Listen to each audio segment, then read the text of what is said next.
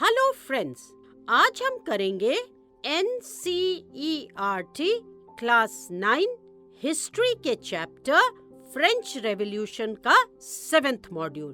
आज हम पढ़ेंगे role of French philosophers in the French revolution. In the previous module, we learnt that the educated and prosperous section of the third estate एक ऐसी society की कामना करते थे, मतलब डिजायर करते थे, जहां फ्रीडम हो, लिबर्टी हो, फ्रेटर्निटी हो and equal law and opportunity हो for one and all.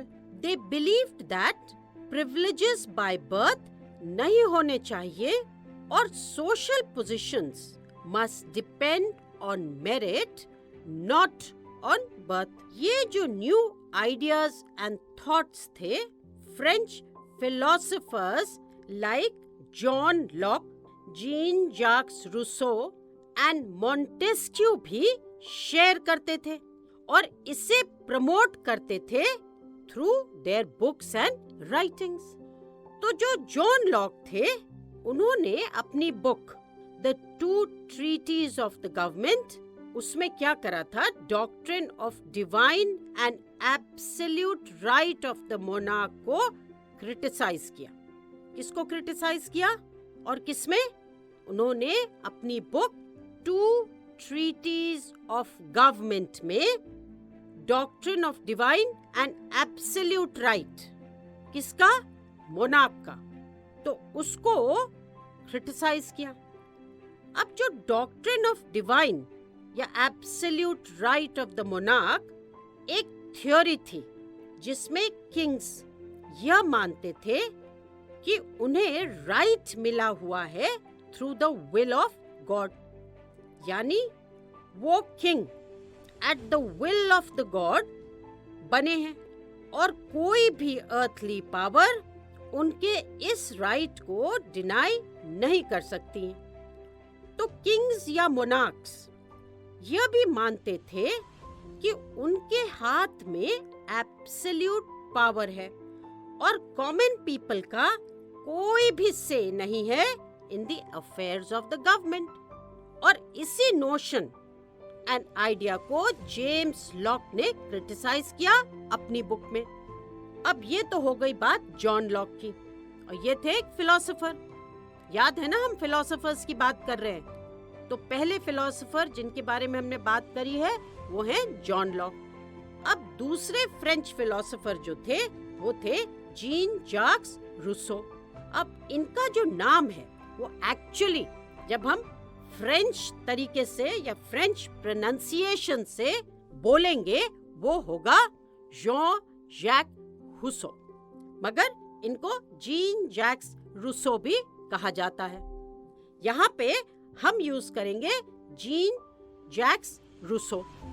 So another French philosopher Jean Jacques Rousseau ने इस आइडिया को प्रमोट एंड प्रपोज किया दैट एक ऐसी गवर्नमेंट फॉर्म होनी चाहिए जो एक सोशल कॉन्ट्रैक्ट पे बेस्ड हो। किस पे बेस्ड हो? सोशल कॉन्ट्रैक्ट पे। और ये सोशल कॉन्ट्रैक्ट जो है कॉमन पीपल और उनके रिप्रेजेंटेटिव्स के बीच में होना चाहिए। रूसो ने कॉमन पीपल के एक्टिव पार्टिसिपेशन की बात की in the affairs of the government, जो अभी तक बिल्कुल नहीं था। तो अकॉर्डिंग टू रूसो क्या होना चाहिए कि जो कॉमन पीपल हैं वो अपने रिप्रेजेंटेटिव्स चूज करते हैं। तो there should be a contract, a social contract between the common people और उनके रिप्रेजेंटेटिव्स। और ये एक्चुअली होना चाहिए so that they can together build up the society in which they live. तभी तो अच्छे से सोसाइटी बनेगी अगर कॉन्ट्रैक्ट होगा between the common people and the representatives to make a society in which they will live. Rousseau ने common people के active participation की बात की थी, जो कि एक बहुत इंपॉर्टेंट पॉइंट था, क्योंकि ये अभी तक in the affairs of the government नहीं था। अनदर फ्रेंच फिलोसोफर मॉन्टेस्क्यू ने अपनी बुक में, कौन सी बुक? द स्पिरिट ऑफ लॉ, उसमें डिवीजन ऑफ पावर की बात की है। और ये डिवीजन था, according to Montesquieu in his book the spirit of law, the legislative, the executive and the judiciary के बीच में। कैसा division of power? A division of power between the legislative, executive and judiciary. अब ये form of government USA ने अपनाई after its 13 colonies became independent from Britain. America का constitution and its guarantee of individual rights ने French philosophers को inspire किया, और ये मॉडल एक इम्पोर्टेंट एग्जाम्पल बना for the political thinkers in France. तो अभी जो हम बात कर रहे हैं इंडिविजुअल राइट्स की, वो हम आगे चल के नेक्स्ट मॉड्यूल्स में पढ़ेंगे। तो ये हो गया discussion about the French philosopher Montesquieu and his book the spirit of law. तो हमने किन फ्रेंच फिलोसोफर्स के बारे में डिस्कस करा अभी? बताओ। हाँ, जॉन लॉक। दूसरे कौन थे? Jean Jacques Rousseau. और तीसरे थे मॉन्टेस्क्यू। और ये जो 3 फिलोसोफर्स थे, उन्होंने अपने आइडियाज को प्रमोट करा through their books and writings. तो इनके न्यू आइडियाज एंड थॉट्स को स्प्रेड किया गया among common people through books and writings and newspapers. तो एज अ रिजल्ट जगह जगह, for example in places like saloons and coffee houses, ये ideas and thoughts discuss होने लगे। The masses became more and more aware of new ideas and thoughts. और जो लोग illiterate थे, मतलब जो पढ़ना नहीं जानते थे, उनके लिए इसकी लाउड रीडिंग होती थी। मतलब लोग जोर से पढ़ते थे ताकि वो लोग जो पढ़ना नहीं जानते सुन पाए। तो उन तक भी ये न्यू आइडियाज एंड थॉट्स पहुंचने लगे थे। अब तब क्या हुआ? तभी द न्यूज दैट लुई 16 और भी टैक्सेस इम्पोज करेंगे in order to meet the expenses of the state ने, मतलब इस न्यूज ने जनरेट करा anger and protest against the system of privileges. क्यों? क्योंकि only the third estate paid taxes, और जो फर्स्ट 2 एस्टेट्स थे वो तो प्रिविलेज्ड क्लासेस थे, वो टैक्सेस देते ही नहीं थे। तो टैक्सेस इम्पोज करने की बात सुनकर क्या हुआ? एंगर हुआ, प्रोटेस्ट हुआ। किसके against? The system of privileges.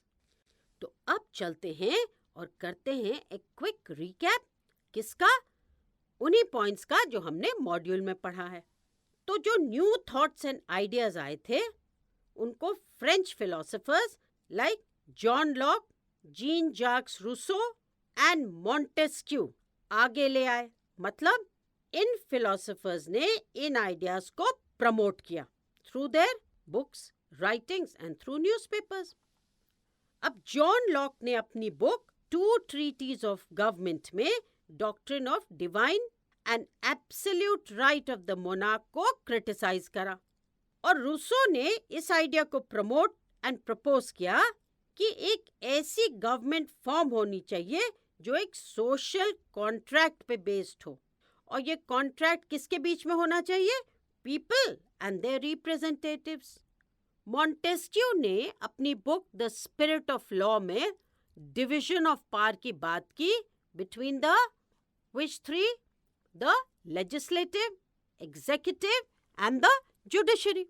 और ये फॉर्म ऑफ गवर्नमेंट, मतलब जहां डिवीजन ऑफ पावर थी, यूएसए ने अपनाई after its 13 colonies became independent from Britain. तो तुम्हें याद होगा पिछले मॉड्यूल्स में हमने कहा था कि फ्रांस ने यूएसए को हेल्प करा to make its 13 colonies independent from British. अब अमेरिका के constitution and its guarantee of individual rights ने फ्रेंच फिलोसोफर्स को इंस्पायर किया, और ये मॉडल एक इम्पॉर्टेंट एग्जाम्पल बना for the political thinkers in France. तो अमेरिका ने कॉन्स्टिट्यूशन ड्राफ्ट करा और इसमें थे गारंटी ऑफ इंडिविजुअल राइट्स, जो हम अगले मॉड्यूल्स में पढ़ेंगे। और इन इंडिविजुअल राइट्स की जो गारंटी थी और नए कॉन्स्टिट्यूशन ने ऑफ अमेरिका फ्रेंच फिलोसोफर्स को बहुत इंस्पायर करा और ये एक मॉडल बन गया, एग्जाम्पल बन गया for the political thinkers in France. और इन न्यू आइडियाज एंड थॉट्स को स्प्रेड किया गया among common people through books, newspapers and discussions. अब यहाँ पे क्या हुआ? The news that Louis 16th और भी टैक्सेस इम्पोज करेंगे generated anger and protest against the system of privileges. Why against the system of privileges? Because it was the third estate that paid all the taxes.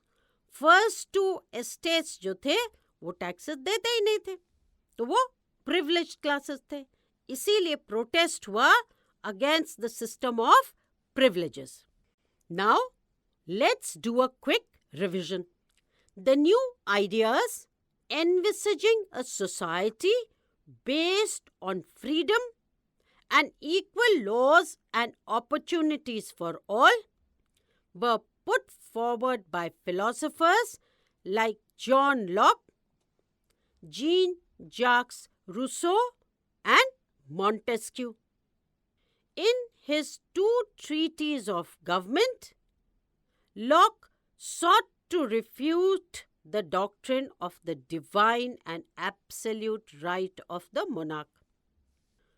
Rousseau carried the idea forward, proposing a form of government based on a social contract between people and their representatives to form a society in which they live.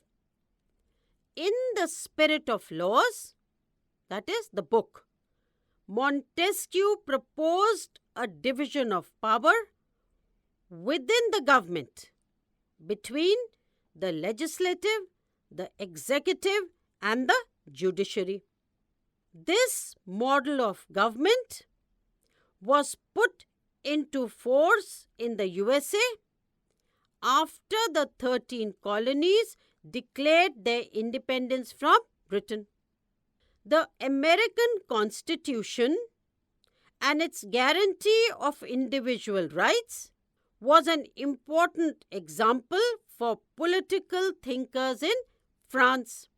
The ideas of these philosophers were discussed intensively and spread among people through books and newspapers.